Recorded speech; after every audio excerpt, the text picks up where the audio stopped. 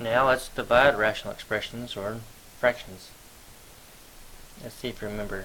If you take a over b divided by c over d, that's the exact same as a over b times d over c. You're multiplying by the reciprocal. Or keep, change, flip. Keep, change, flip. So always do that first, no matter what.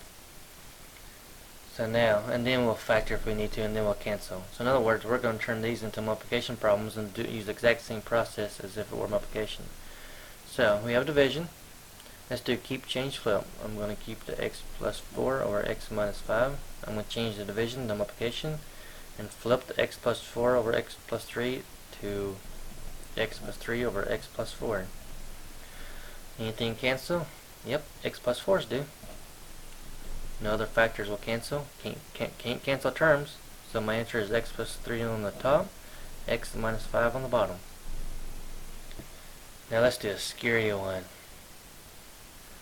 First thing I want to do, just so we go ahead and get that out of the way, is keep the first fraction as it is. Change the division multiplication and flip the second fraction to 2x squared plus 5x minus 12 over x squared plus 7x plus 12. This is going to be a real test of your factoring skills.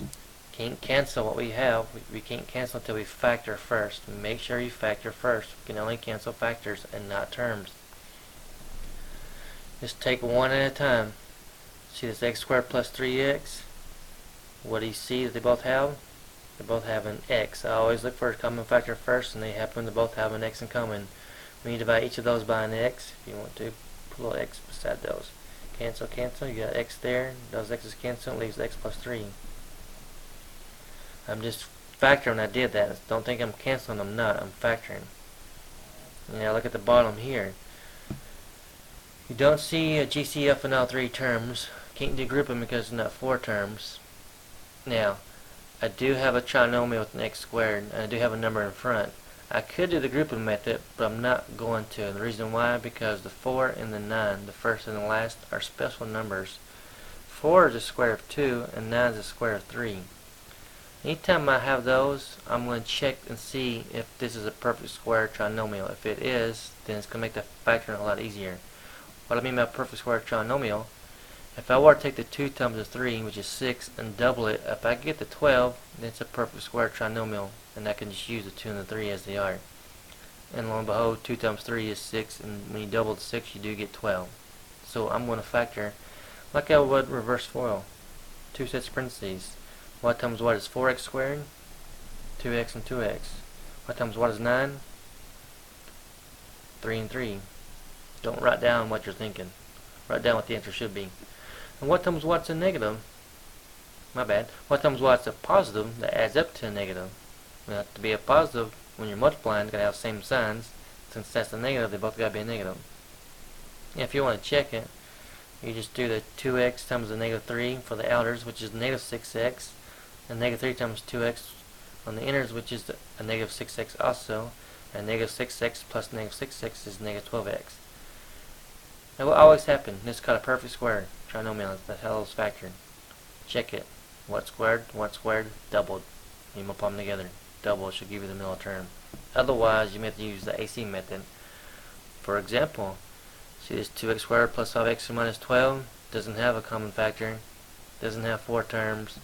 Doesn't have squares. Or perfect squares, I should say. It does have an x squared. So on this one, I am going to use the grouping method. What that means is, I'm coming over here to the side, way up here, and I'm going to take the 2 times the negative 12, which is negative 24, and try to find factors of negative 24 that give me a positive 5.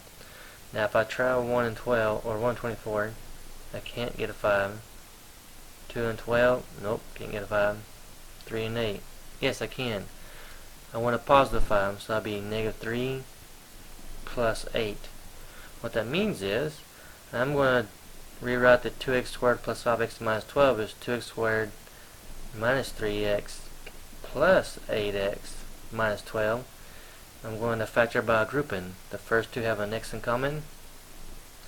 When I divide out the x, I get 2x minus 3. The 8x minus 12 have a 4 in common, and I always use that sign, so it's a plus 4. When I divide 8x by 4, I get 2x. When I divide negative 12 by 4, I get negative 3. And that factors as 2x minus 3x plus 4. So, when I write this fraction, 2x squared plus 5x minus 12 factors as 2x minus 3, and then x plus 4.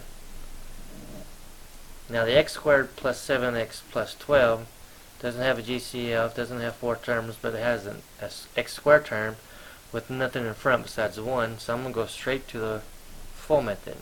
What times what is x squared? X and x. What times what is 12? That adds up to 7. Let's think about it. 1 and 12. Does that give you 7? No. 2 and 6? No. 3 and 4? Yes. So factors is plus 3 plus 4. Or x plus 3 times x plus 4. Now that I have everything factored, I'm going to start canceling everything I can.